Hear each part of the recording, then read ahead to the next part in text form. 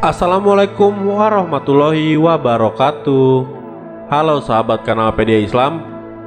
Pada tayangan video kali ini kita akan membahas kisah terbunuhnya Nabi Yahya dan perempuan yang menginginkan darahnya. Ibnu Katsir dalam bukunya berjudul Qasas al-Anbiya menyebut banyak sekali riwayat yang menyebutkan penyebab terbunuhnya Nabi Yahya alaihissalam. Selanjutnya ia menyampaikan salah satu kisah yang paling masyhur sebagai berikut. Ketika itu ada seorang raja di Damaskus yang ingin menikahi muhrimnya sendiri, atau wanita yang tidak boleh ia nikahi. Lalu Yahya melarangnya melakukan hal itu. Maka wanita yang diinginkan oleh raja itu pun kesal terhadap Yahya. Kemudian wanita itu merayu raja tersebut untuk menghalalkan darah Yahya baginya. Dan ternyata raja itu mengizinkannya. Lalu wanita itu pun mengutus seseorang untuk membunuh Yahya. Dan tidak lama kemudian utusan itu membawa kepala dan sisa darah Yahya di dalam sebuah keranjang. Dan dikatakan pula bahwa pada saat itu juga wanita tersebut meninggal dunia. Riwayat lainnya menyebutkan bahwa istri dari sang raja itulah yang menyukai Yahya. Lalu ia mengirim surat kepada Yahya, namun Yahya menolaknya. Setelah wanita itu putus asa mengejar Yahya, maka ia membuat siasat agar raja dapat membunuh Yahya. Pada awalnya raja itu menolak untuk membunuh Yahya, namun pada akhirnya ia menyetujuinya. Lalu ia mengirim seseorang untuk mencari dan membunuh Yahya. Setelah dibunuh, darah dan kepala Nabi Yahya dimasukkan ke dalam keranjang dan diberikan kepada wanita tersebut. Riwayat Ishaq bin Bishr dalam kitab Al-Mubtada, Ishaq bin Bishr meriwayatkan dari Yakub Al-Kufi dari Amr bin Maimun dari ayahnya dari Ibnu Abbas bahwasanya ketika Rasulullah Shallallahu Alaihi Wasallam melakukan Isra Mi'raj, beliau bertemu Zakaria di atas langit. Beliau menyapanya dan bertanya, "Wahai Abu Yahya, ceritakanlah tentang peristiwa pembunuhanmu dan mengapa Bani Israel membunuhmu." "Wahai Muhammad, aku beritahukan kepadamu bahwa Yahya adalah manusia terbaik pada zamannya. Ia memiliki wajah yang rupawan dan bersinar, dan seperti difirmankan oleh Allah Subhanahu wa Ta'ala bahwa ia adalah seorang panutan dan berkemampuan menahan diri dari hawa nafsu. Ia sama sekali tidak butuh seorang wanita." Lalu istri dari Raja Bani Israel ketika itu yang senang menggoda kaum pria suka terhadap Yahya sebelum wanita itu menjadi istri raja. Kemudian wanita itu pun menggoda Yahya, namun Allah Subhanahu wa Ta'ala masih menjaga Yahya hingga ia menolak dan tidak mau melakukan hal-hal yang tidak terpuji bersama wanita tersebut. Lalu wanita itu bertekad untuk membunuh Yahya. Ketika itu adalah hari raya, hari berkumpulnya semua masyarakat pada setiap tahunnya. Lalu raja pun berkumpul bersama rakyatnya untuk merayakan hal tersebut. Kemudian wanita itu menghampiri raja yang memang suka terhadapnya. Namun wanita tersebut saat itu belum menyukainya. Lalu setelah menghampirinya, wanita itu menggoda raja dan bersedia untuk dinikahi.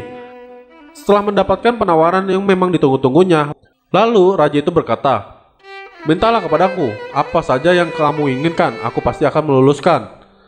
Lalu wanita itu berkata, "Aku ingin darah Yahya bin Zakaria." Raja itu terkejut bukan main.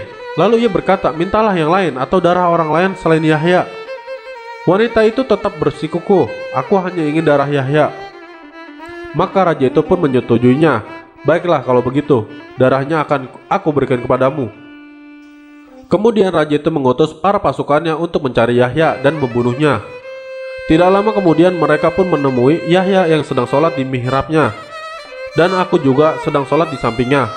Lalu mereka membunuh Yahya dan meletakkan kepala dan darahnya di dalam sebuah keranjang. Lalu Nabi bertanya, "Apakah kamu masih dapat bersabar ketika itu?" Zakaria menjawab, "Aku sama sekali tidak berpaling dari sholatku." Kemudian kepala Yahya diberikan kepada wanita itu dan diletakkan di hadapannya. Pada sore harinya Allah membinasakan raja, keluarga, dan seluruh bala tentaranya. Nabi Yahya alaihissalam merupakan pribadi yang memiliki kelebihan, sebagaimana yang diungkapkan Rasulullah Shallallahu Alaihi Wasallam. At-Tabarani meriwayatkan bahwa Rasulullah Shallallahu Alaihi Wasallam berkata, "Tidak seyogyanya bagi seorang berkata, saya lebih baik dari Nabi Yahya bin Zakaria." Maka kami berkata, "Wahai Rasulullah, dan dari manakah engkau mengetahui itu?" Lalu Nabi berkata, "Apakah kalian tidak mendengar atau mengetahui bagaimana Allah menggambarkan dia, Nabi Yahya, di dalam Al-Quran?" Nabi berkata sebagaimana yang tertuang dalam Al-Quran Surah Maryam ayat 12. "Wahai Yahya, ambillah Alkitab Taurat itu dengan sungguh-sungguh, dan kami berikan kepada hikmah selagi ia masih menjadi anak-anak."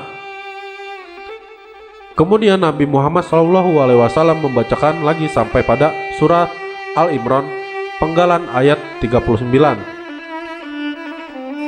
Nabi Yahya menjadi panutan, pribadi yang menahan diri dari hawa nafsu, dan seorang nabi yang termasuk keturunan dari seorang orang soleh. Nabi melanjutkan, Nabi Yahya merupakan seseorang yang tidak pernah meluangkan waktunya untuk berbuat kejahatan maupun mementingkan kejahatan. Dijelaskan bahwa Nabi Yahya juga menyerukan kitab Taurat dipahami dengan sungguh-sungguh, dan makna dari Taurat dapat dimaknai secara mendalam dan sebaik-baiknya. Nabi Yahya juga menekan pentingnya mengaplikasikan ajaran-ajaran yang termaktub dalam Taurat, baik itu syariat maupun etika dan adab sebagai seorang hamba. Sebab sesungguhnya keberkahan ilmu itu terletak pada penerapannya. Hal ini sebagaimana termaktub dalam surah Maryam ayat 12 tadi, yakni tentang seruan mengambil Taurat dan mempelajari serta mengamalkannya dengan sungguh-sungguh. Dan pada ayat 15 Allah berfirman, "Dan Tuhanmu berfirman, berdoalah kepadaku, niscaya akan aku perkenankan bagimu. Sesungguhnya orang-orang yang sombong tidak mau menyembahku akan masuk neraka jahanam dalam keadaan hina dina." Quran Surah Ghafir ayat 60. Demikianlah kisah terbunuhnya Nabi Yahya dan perempuan yang menginginkan darahnya. Semoga dari video konten ini dapat bermanfaat dan menambah wawasan kita semua. Apabila kalian suka konten ini, kalian bisa like, komen, dan share kepada kerabat-kerabat dekat kalian. Wassalamualaikum warahmatullahi wabarakatuh. Assalamualaikum warahmatullahi wabarakatuh. Halo semuanya. Ada banyak tanda-tanda kiamat kubro berdasarkan hadis Rasulullah SAW. Sedangkan menurut para ulama mengatakan bahwa kita sudah memasuki fase akhir zaman karena dari banyaknya tanda-tanda kiamat yang Rasulullah SAW pernah sebutkan sudah mulai bermunculan, yaitu mengeringnya danau Tiberias, kebun kurma di Baisan tidak berbuah, mengeringnya sungai Efrat, hingga terlihat gunung emas, jazirah Arab yang mulai kembali menghijau, suku Badui yang berlomba-lomba untuk meninggikan menara. Untuk kalian yang ingin tahu informasi selanjutnya, yuk langsung saja mampir ke channel YouTube kami, Kanal Dunia Islam. Assalamualaikum warahmatullahi wabarakatuh. Halo sahabat Kanalpedia Islam. Kali ini kita akan menjelaskan jenis-jenis neraka untuk kaum wanita. Sayyidina Ali RA menceritakan suatu ketika melihat Rasulullah menangis manakala ia datang bersama Fatimah. Lalu keduanya bertanya mengapa Rasul menangis. Beliau menjawab, "Pada malam aku diisrokan, aku melihat perempuan-perempuan yang sedang disiksa dengan berbagai siksaan. Itulah sebabnya mengapa aku menangis, karena menyaksikan mereka yang sangat berat dan mengerikan siksaannya." Putri Rasulullah kemudian menanyakan apa yang dilihat ayahandanya. Demikianlah informasi ini kami sampaikan. Untuk tahu sejauh lebih dalam kisahnya, yuk langsung aja pindah ke channel YouTube kami, Kanalpedia Islam. Assalamualaikum warahmatullahi wabarakatuh. Halo semuanya. Populasi Muslim dan budaya Islam di Portugal.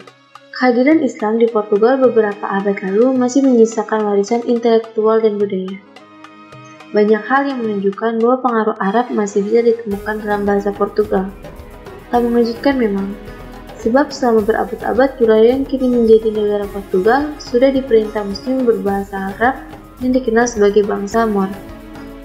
Untuk kalian yang ingin tahu informasi selanjutnya, yuk langsung saja mampir ke channel YouTube kami, Kanal Dunia Islam. Assalamualaikum warahmatullahi wabarakatuh. Halo sahabat Kanalpedia Islam. Kali ini kita akan menjelaskan tentang Nabi Nuh alaihi salam. Nabi Nuh alaihi salam terkenal dengan kisah kapal untuk mengarungi banjir besar. Namun, di luar bahteranya, ada banyak hikmah dan pelajaran yang dapat dipetik dari kisah Nabi Nuh. Nabi Nuh adalah nabi ketiga yang patut diimani setelah Nabi Adam alaihissalam dan Nabi Idris alaihissalam. Nuh merupakan keturunan ke-9 dari Nabi Adam. Nama Nuh berasal dari bahasa Syria yang berarti bersyukur. Nabi Nuh juga mendapatkan gelar dari Allah SWT sebagai Abdus Syakur. Gelar itu berarti hamba yang banyak bersyukur sesuai dengan surah Al-Isra ayat 3. Demikianlah informasi ini kami sampaikan. Untuk tahu sejauh lebih dalam kisahnya, yuk langsung aja pindah ke channel YouTube kami, Kenalpedia Islam.